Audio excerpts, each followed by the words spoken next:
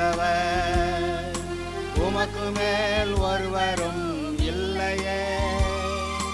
எல்லோருக்கும் மேலாக உயர்ந்தவர், உமக்கு மேல் ஒருவரும் இல்லையே. அல்லேலூயா, அல்லேலூயா, அல்லேலூயா, ஆமென். அல்லேலூயா, அல்லேலூயா, அல்லேலூயா, ஆமென். ஒருவரால் சிருஷ்டிக்கப்படாமலே. இப்பொழுதும் கூட கர்த்தருடைய வார்த்தையின் சத்தம், கர்த்தருடைய வார்த்தை என்பது பைபிளில் எழுதியிருக்கு, அதெல்லாம் ஸ்கிரிப்சர், தேவ வசனம், அதெல்லாம் எழுதியிருக்கிறது, சத்தியமானது பைபிளில் எழுதி கொடுக்கப்பட்டிருக்கிறது. அதை வாசிக்கும்போது தேவனை பற்றி நாம் அறிந்து கொள்கிறோம், மனிதன் யார் என்று அறிந்து கொள்கிறோம், இயேசு யார் என்று அறிந்து கொள்கிறோம், பரிசுத்த ஆவியானவரை பற்றி அறிந்து கொள்கிறோம், ஏன் பிசாசையும் பற்றி அறிந்து கொள்கிறோம், ரட்சிக்கப்படாத இந்த உலகத்தை பற்றி அறிந்து கொள்கிறோம், இந்த உலகத்தில் ரட்சிப்பு என்ன என்பதை நாம் அறிந்து கொள்கிறோம், தேவனுடைய பிள்ளையாக எப்படி வாழுகிறது என்பதை நாம் அறிந்து கொள்கிறோம். ஆக வேதத்தை வாசிக்கும்போது இதில் இருக்கிறது, எழுதப்பட்டிருக்கிறதெல்லாம் வேத வாக்கியங்கள். கர்த்தர் பேசினா அது அவருடைய வார்த்தை, அவருடைய சத்தம். ஆனால் அது எழுதப்பட்டிருக்கும்போது இது வேத வாக்கியம். தேவன் எழுதி கொடுத்த எந்த வார்த்தையும் தவறாது என்று எழுதியிருக்கிறதை நீங்கள் வாசிக்கிறீர்கள். யோவான் சுவிசேஷத்தில் நான் அதை உங்களுக்கு வாசித்து காட்டுறேன். யோவான் 10வது அதிகாரத்தில் 34வது வசனத்தை நான் வாசிக்கிறேன். இயேசு அவர்களுக்கு பிரதியுத்தரமாக, தேவர்களாய் இருக்கிறீர்கள் என்று நான் சொன்னேன் என்பதாய் உங்கள் வேதத்தில் எழுதியிருக்கவில்லையா? எது? வேதம். அவர் எழுதி கொடுத்ததெல்லாம் வேதம். தேவர்களாய் இருக்கிறீர்கள் என்று நான் சொன்னேன் என்பதாய் உங்கள் வேதத்தில் எழுதியிருக்கவில்லையா? யாரை பார்த்து சொல்கிறாராம்? மனுஷர்களை, ரட்சிக்கப்பட்ட மனிதர்களை பார்த்து அவர் சொல்லுகிறார், தேவர்களாய் இருக்கிறீர்கள் என்று நான் சொன்னதாக உங்கள் வேதத்தில் எழுதியிருக்கவில்லையா? தேவ வசனத்தை பெற்றுக்கொண்டவர்களை தேவர்கள் என்று அவர் சொல்லியிருக்க, யார் தேவர்கள்னா அதுக்கு விளக்கமும் சொல்லிட்டார்.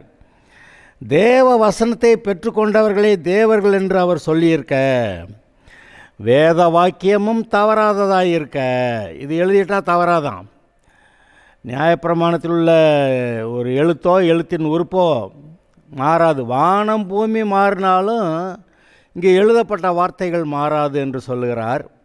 அப்படி இருக்க பாருங்கள், எழுதப்பட்டிருக்கிறவைகளெல்லாம் வேத வசனங்கள், வேதம். இது கர்த்தருடைய வேதம். ஆனால் நேரடியாக பேசுவார் பார்த்தீங்களா, அது கர்த்தருடைய வார்த்தை. அதை பேசும்போது ஒரு சத்தம் வருகிறதே, அந்த கர்த்தருடைய வார்த்தையின் சத்தம் பற்றி இப்பொழுது ஒரு சில வார்த்தைகளை நான் உங்களோடு கூட பகிர்ந்து கொள்ள விரும்புகிறேன். ஆக நீங்கள் தேவர்களாக இருக்கிறீர்கள் என்று இயேசு சொன்னாரே, தேவன் வார்த்தையை பேசும்போது அது எவ்வளோ வல்லமையுள்ளதாக இருக்கிறது, அந்த சத்தம் எவ்வளோ வல்லமையுள்ளதாக இருக்கிறது என்பதையெல்லாம் இப்பொழுது நாம் பார்க்கும்படியாக ஒரு காரியத்தை அறிந்து கொள்ளலாம். சங்கீதம் 29, பலவான்களின் புத்திரரே, கர்த்தருக்கு மகிமையையும் வல்லமையையும் செலுத்துங்கள். கர்த்தருக்கே அதை செலுத்துங்கள். அதாவது தகுதியான காரியங்களை தகுதியானவருக்கு செலுத்த வேண்டும். இப்போ ஒரு பூமிக்குரிய மனிதர்களில் ஒரு அரசாங்க அதிகாரி இருக்கிறாரு, அல்லது ஒரு பெரிய உயர் அதிகாரி இருக்கிறாருன்னா அவருடைய தகுதிக்கேற்ற அந்த மகிமைக்கேற்ற அந்த கனத்தை மரியாதையை நம்ம செலுத்துகிறோம். அதே சமயத்தில் தேவாதி தேவன் எல்லார காட்டிலும் உயர்ந்தவர், மகிமையும் வல்லமையும் அவருடையது, ராஜ்யமும் வல்லமையும் உம்முடையதே என்றென்றைக்கும் ஆமேன் அப்படின்னு சொல்லி இயேசு நமக்கு ஜெபம் சொல்லி கொடுத்த போது சொல்லியிருக்கிறார், ராஜ்யமும் வல்லமையும் மகிமையும் என்றென்றைக்கும் உம்முடையவைகளே அப்படின்னு சொல்லி. அப்போ அவர் தான் எல்லா ஜீவனுக்கும் ஊற்றுக்கண்ணானவர், எல்லா சிருஷ்டிப்புகளுக்கும் ஊற்றுக்கண்ணானவர். இந்த அண்ட சராசரங்களும் அவருக்குள்ளிருந்து வந்தது. அவர் ஒரு வார்த்தையை சொன்னார், அது நடந்தது. வெளிச்சம் உண்டாக கடவுதென்றார், வெளிச்சம் உண்டாயிற்று. ஆகாய விரிவு உண்டாக கடவுதென்றார், உண்டாயிற்று. அந்த சத்தம், அந்த வார்த்தை. புல் பூண்டு செடி கொடிகள், கனிதர் மரங்கள், அதில் இருக்க விதைகளோடு கூட உண்டாகட்டும் என்றார், உண்டாயிற்று. அவருடைய வார்த்தை. சூரிய சந்திரன் நட்சத்திரங்கள் உண்டாக கடவுதென்றார், உண்டாயிற்று. அதாவது அந்த வார்த்தை, இந்த வார்த்தையின் சத்தம், அது எவ்வளவு வல்லமையுள்ளது. அதை தேவனுடையதாக இருக்கிறது. தேவன்கிட்ட தான் அண்ட சராசரங்களும் வெளிவந்திருக்கின்றன அவருடைய வார்த்தை மூலமாய். நாமும் கூட அவருடைய வார்த்தையினால் சிருஷ்டிக்கப்பட்டோம். எப்படி?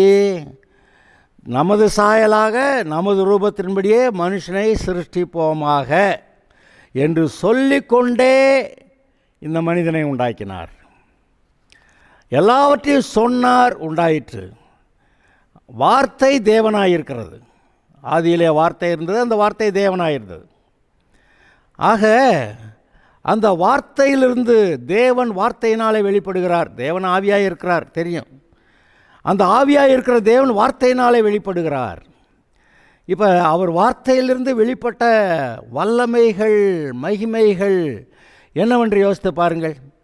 இந்த ஆகாய மண்டலம், அதில் இருக்க சூரிய சந்திர நட்சத்திரங்கள் மாத்திரமல்ல, இந்த சோலார் சிஸ்டம் இது மட்டும் இல்லை, அங்கே எண்ணிலடங்காத நட்சத்திர கூட்டங்கள், பால்வழி மண்டலங்கள், எண்ணிக்கையில் அடங்காதது. என்ன சொல்கிறாங்க? இந்த ஆகாய மண்டலம் இன்னும் விரிவாகி கொண்டே போகிறது என்று சொல்கிறார்கள். அதற்கு ஒரு அளவில்லை, இன்னும் பெரிதாகி கொண்டே போகிறதாம். எல்லாம் அதனதன் பாதையிலே ஒழுங்காகி போகிறது. என்ன ஒரு அதிசயமான காரியம்! ஆக தம்முடைய வல்லமையினாலே இதெல்லாம் சிருஷ்டித்தாரே, அவர் எவ்வளோ மகிமையாய்னா அழகாக, நேர்த்தியாக, பிரியப்படத்தக்க, சந்தோஷத்தை உண்டாக்கக்கூடிய அப்படியானது.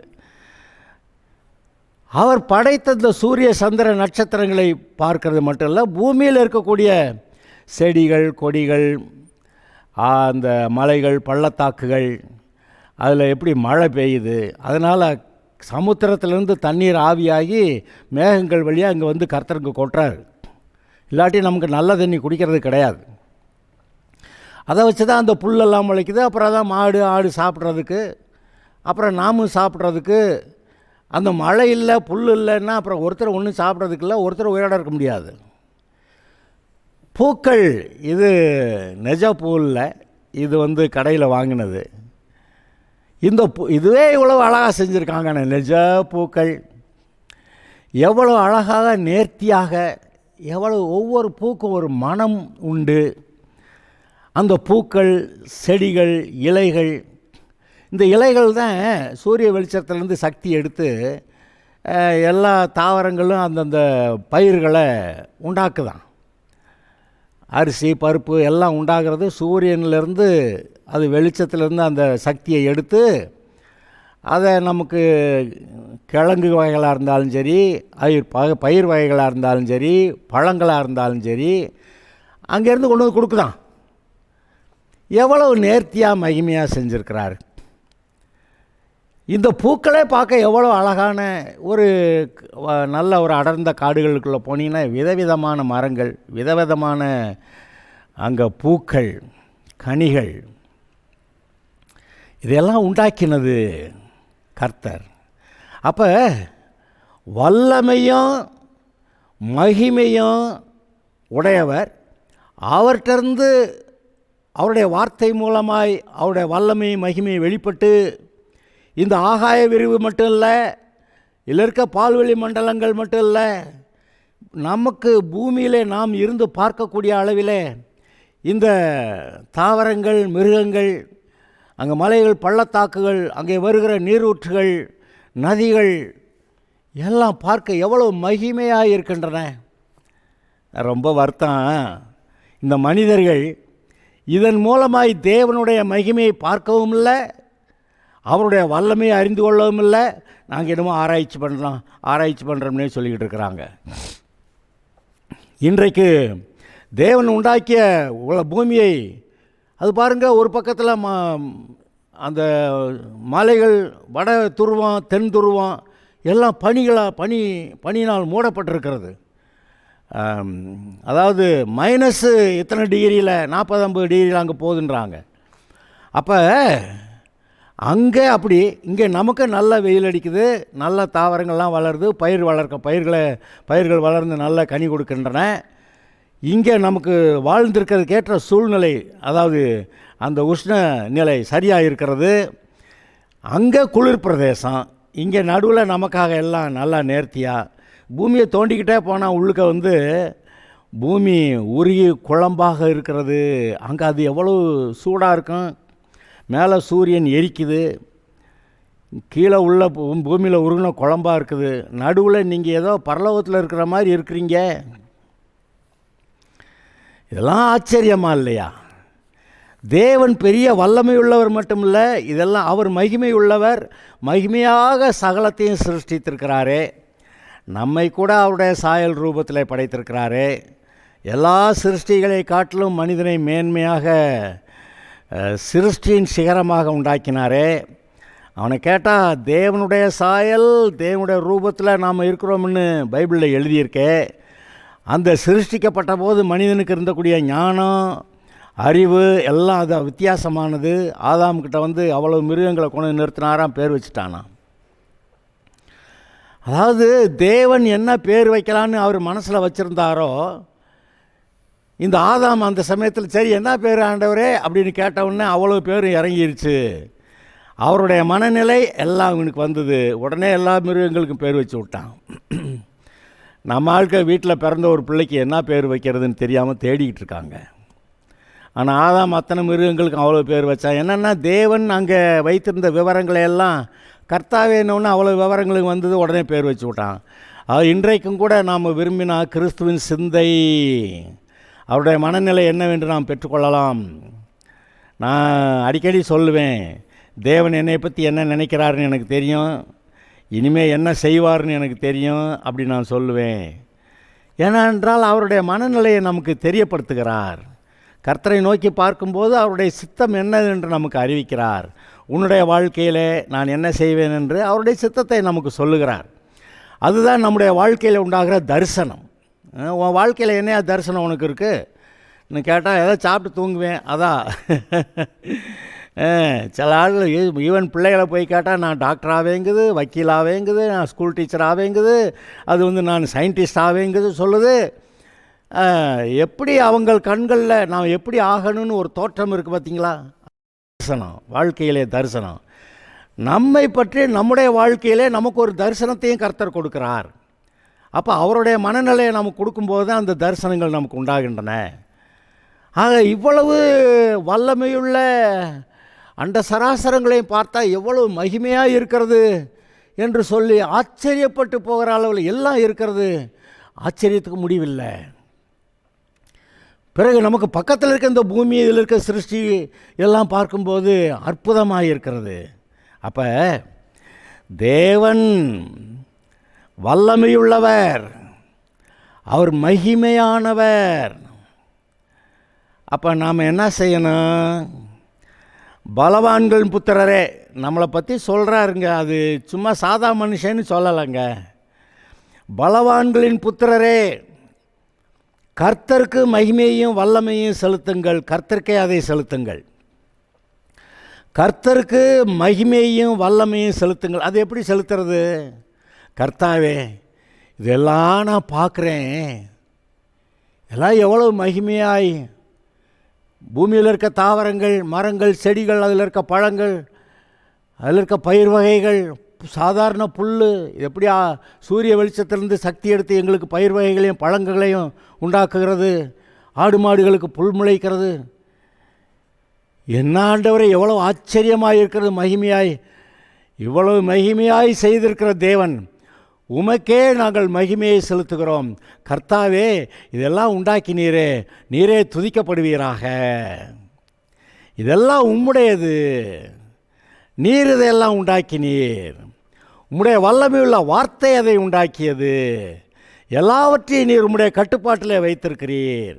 எபிரேயர் 1 வாசிங்கன்னா, சகல சிருஷ்டிகளையும் தம்முடைய வார்த்தையின் வல்லமையினாலே தாங்கி கொண்டிருக்கிறார். இந்த சூரிய சந்திரன்லாம் ஒன்றோட ஒன்று முட்டிக்கிறதில்ல. அதாவது கரெக்டாக அது சிருஷ்டிக்கப்பட்ட காலத்திலேருந்து அது பாதையில் கரெக்டாக போய்கிட்டே இருக்குது.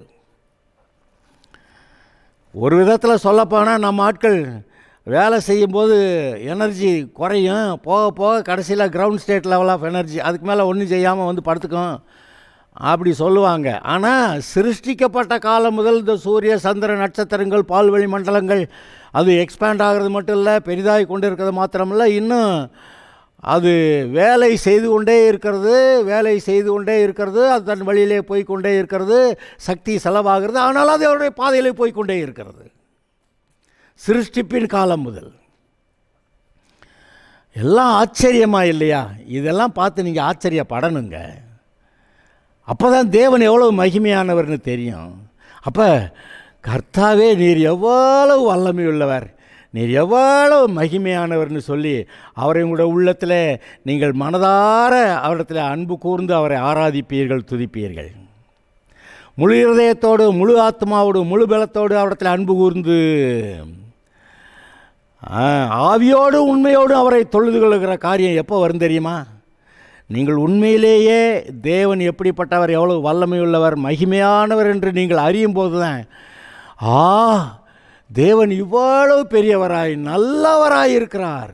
நான் இந்த அழகான பூமியில், எப்போ ஆதாம் பாவம் செஞ்ச பிறகு பூமி சபிக்கப்பட்டு போச்சான்.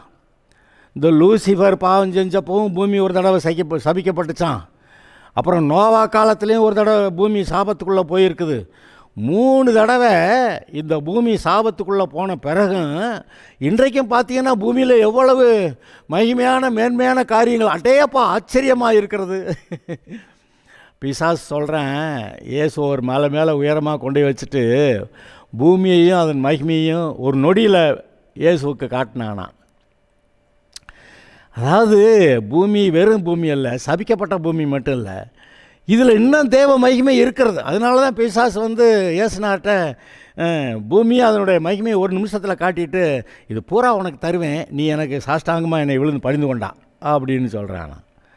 அப்போ கர்த்தர் சொல்லிட்டாரு, உன் தேவனாய கர்த்தர் ஒருவரே பணிந்து கொள்வாயாக, நீ அப்பாலே போ சாத்தானே அப்படின்னு சொல்லி அவனை துரத்தி விட்டார்.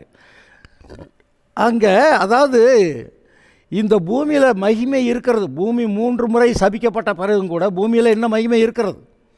அந்த சபிக்கப்பட்ட பிறகு இருக்கிற மகிமையே இவ்வளவு அற்புதமான காரியமாக இருக்குமானா அதன் ஒரிஜினல் எப்படி இருந்திருக்கும்? அது சொல்கிறாரு, இந்த இப்போ ஒரு நெற்கதிரில் நீங்கள் எண்ணி பார்த்தீங்கன்னா ஒருவேளை 50-60 நெல்மணிகள் இருக்கிறதா நீங்கள் பார்த்தீங்கன்னா, பூமி தன் பலனை கொடாதுன்ன பிறகுமே இப்போ 50-60 அல்லது 100 நெல்மணிகள் அதில் ஒரு கதிரில் இருக்க. அப்போ சபிக்கப்படுறதுக்கு முன்னாடி எவ்வளவு, ஒருவேளை 1000-1500 நெல்மணிகள் அதில் இருக்கலாம்.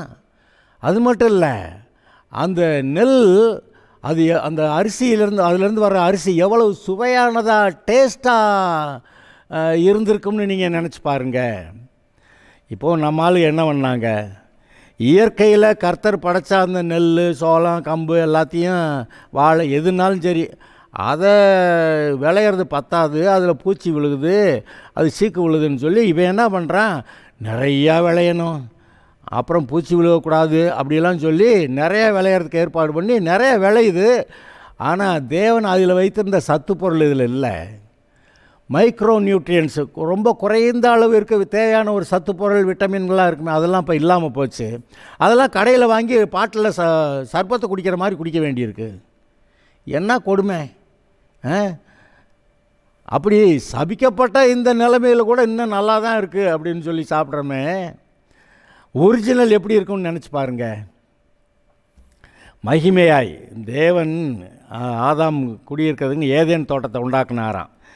அதான் பிசாசு விழுந்த பிறகு பூமி சபிக்கப்பட்டு போய்விட்டது. அது முள்ளும் குறுக்கும் முளைப்பிக்கிறதா இருந்தது. அதில் தேவன் ஒரு இடத்த சுத்தம் பண்ணி ஆயத்தம் பண்ணி ஏதேன் தோட்டம்னு உண்டாக்கி அதில் கொண்டு வந்து அந்த மனுஷனை வச்சு, அப்பா நான் உனக்கு இந்த ஆளக்கூடிய அதிகாரமெல்லாம் தர்றேன், பிசாசை அடக்கிறதுக்கு அதிகாரம் தர்றேன், நீ இந்த இப்போ ஏதேன் தோட்டம் கொஞ்சம் இடம்தான், நீ இந்த அடங்காத பிசாசை அடக்கி எதை கீழ்ப்படுத்த வேண்டுமோ அதெல்லாம் கீழ்ப்படுத்தி நீ இந்த பிசாசை துரத்திட்டு இந்த பூமி முழுசையுமே ஏதேன் தோட்டம் போல் மாற்று அப்படின்னு சொல்லியிருந்தார். நீ பலுகி பெருகி பூமியை நிரப்புங்கள் அப்படின்னு சொன்னார். பூமியை நிரப்புதுன்னா ஏதேன் தோட்டமா? இல்லை, பூமியை. ஆனால் ஏதேன் தோட்டம் சின்ன இடம்.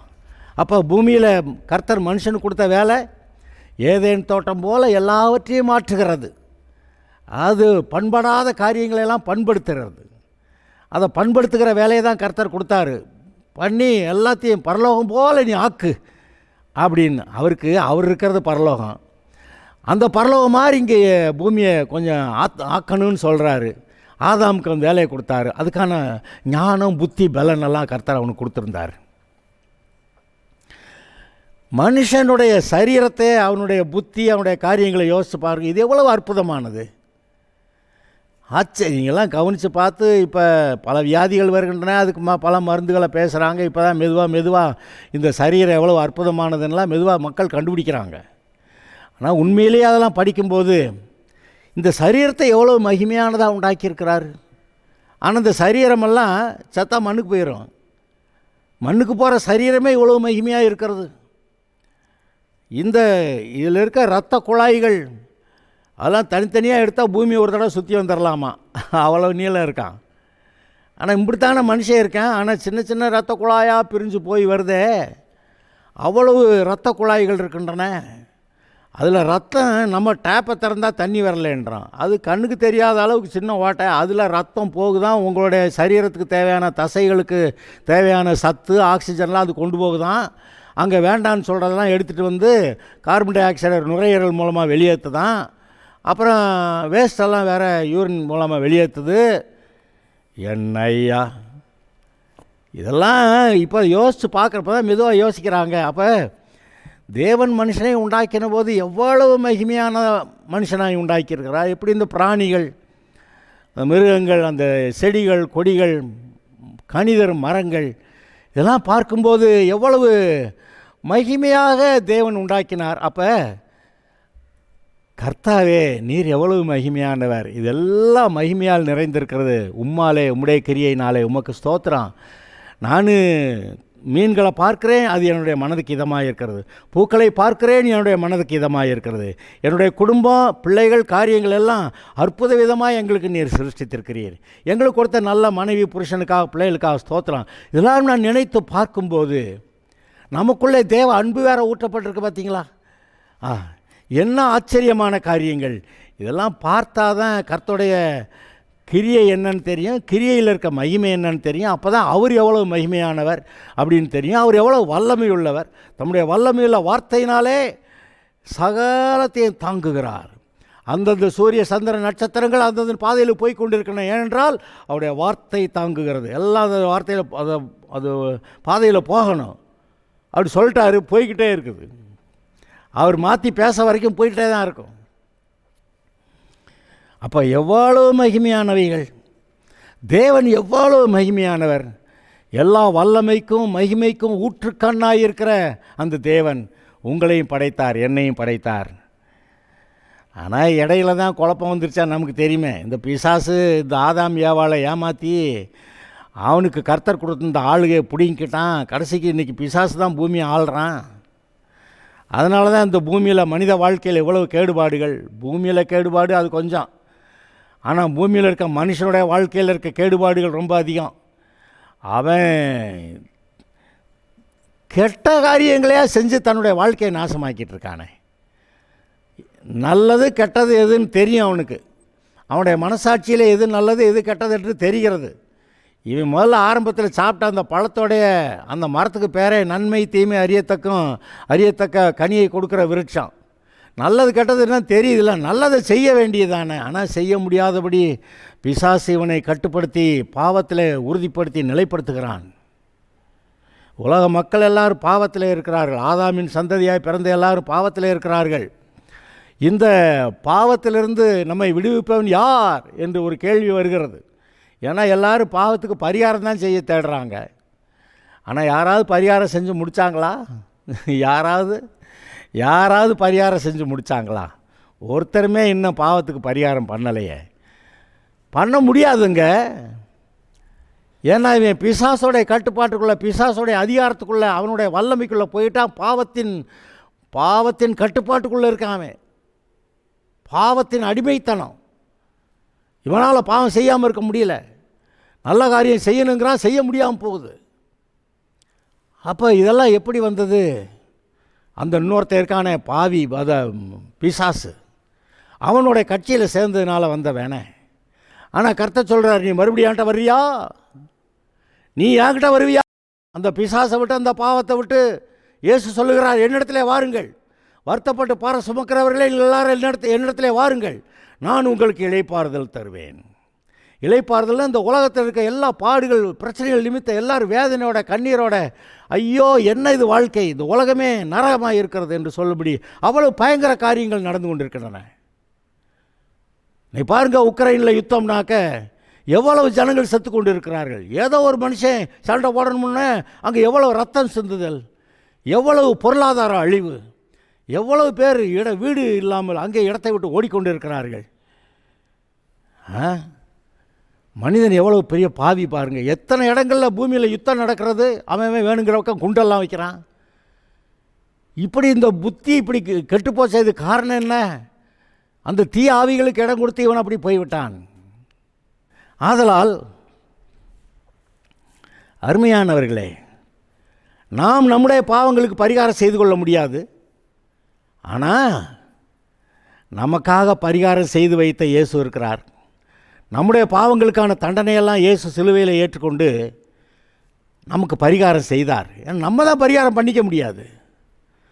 அவர் நான் பரிகாரம் பண்ணி வச்சுருக்கேன், நீங்கள் ஏன்ட்ட வாங்க, நீங்கள் அந்த பாவத்தை விட்டு இந்த பிசாசை விட்டு என்கிட்ட வாங்க, நான் உங்களை கழுவுறேன், நான் அதுக்காகவே ரத்தம் சிந்தியிருக்கேன், அந்த ரத்தத்தால் கழுவி உங்களை மீட்டுக்கிறேன், உங்களை பரிசுத்தமாக்குறேன், மறுபடியும் தேவனுடைய பிள்ளையாக்குறேன், தேவனுடைய ஆசீர்வாதங்களெல்லாம் நீங்கள் அனுபவிக்கலாம், முடிவில் பரலோகத்துக்கும் வரலாம் அப்படின்னு சொல்லி ஏங்க இவ்வளோ மகிமையான காரியங்களை சிருஷ்டித்து வைத்த கர்த்தர் நம்மை மீட்கிறதுக்கு ஒரு மகிமையான திட்டம்,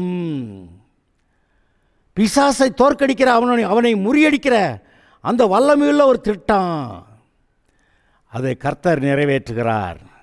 இன்றைக்கு யாரெல்லாம் இயேசுவை ஏற்றுக்கொள்கிறார்களோ அவங்களுக்கு தான் உண்மையிலே தேவன் எப்படிப்பட்ட மகிமை உள்ளவர்னு தெரியும். இந்த உலகத்தார் கர்த்தரையும் பார்க்கல, கர்த்தருடைய மகிமையையும் பார்க்கல. அவங்க என்ன பண்ணுவாங்க, குருட்டாட்டத்தில் இருந்து தடவிக்கிட்டே இருக்கிறாங்க. ஆனால் ரட்சிக்கப்பட்டவர்கள் பலவான்களின் புத்திரரை இந்த வசனம் ஆரம்பிக்குது. பலவான்கள், நீங்கள் கர்த்தருடையவர்கள் பலவான்கள். அந்த உபாகமத்தில் வாசிச்சிங்கன்னா யெஷூரன், யார் இஸ்ரவேல் ஜனங்களை பற்றி கர்த்தர் சொல்கிறாரு, யெஷூரனுடைய தேவனே எவ்வளோ பெரியவர் பயங்கரமானவர்னு சொல்லி வருது பார்த்தீங்களா. அங்கே யெஷூரன் வல்லமையுள்ளவன். இப்போ பலவான்களின் புத்திரரே, நீங்கள் கர்த்தருக்கு அவருடைய மகிமையை செலுத்துங்கள். எல்லாம் பாருங்கள் எவ்வளவு மகிமையாக வல்லமையாக சகலத்தையும் சிருஷ்டித்திருக்கிறார். அவருக்கே கனத்தையும் மகிமையை செலுத்துங்கள், கர்த்தருக்கே அதை செலுத்துங்கள். கர்த்தருடைய நாமத்துக்குரிய மகிமையை அவருக்கு செலுத்துங்கள். அவருடைய பேருக்கு இயேசுன்னா அதுக்கு ஒரு மகிமை இருக்கிறது, தேவன்னா அதுக்கு ஒரு மகிமை இருக்கிறது. அந்த இயேசுங்கிற அவருடைய நாமத்துக்குரிய மகிமையை அவருக்கு செலுத்துங்கள். இன்றைக்கி வேறு பேரெலாம் இருக்க, கன்றாவியான கெட்ட ஆளுகள்லாம் இருக்காங்க, அதில் மகிமையாக இருக்குது. அது கெட்டு நாற்றம் எடுக்கிற அந்த பாவங்கள் தான் அங்கே இருக்குது. ஆனால் கர்த்தர் பரிசுத்தர், நல்லவர், அன்பாக இருக்கிறவர், நேசிக்கிறவர், நம்மை ஆசீர்வதிக்கிறவர். அதனால் அவருடைய நாமத்திலே எல்லா ஆசீர்வாதம் இருக்கிறதே, அந்த நாமத்துக்குரிய மகிமையை அவருக்கு செலுத்துங்கள். நீங்கள் பரிசுத்த அலங்காரத்துடனே கர்த்தரை தொழுது கொள்ளுங்கள். அவர் பரிசுத்தர் சொல்கிறாரு, நான் பரிசுத்தர் ஆகையால் நீங்களும் பரிசுத்தராக இருங்கள் அப்படி சொல்கிறாரு. அப்போ நீங்கள் அப்படி இருந்து கர்த்தருடைய மகிமையை வல்லமையை பார்த்து கர்த்தாவே உமக்கு ஸ்தோத்திரம், எவ்வளவு மகிமையானவர் அப்படி சொல்லி அவரை தொழுது கொள்ளுங்கள். அதுதான் பாருங்கள், கர்த்தருக்கு நீங்கள் மகிமையையும் வல்லமையும் செலுத்துகிறது. Okay, God bless you.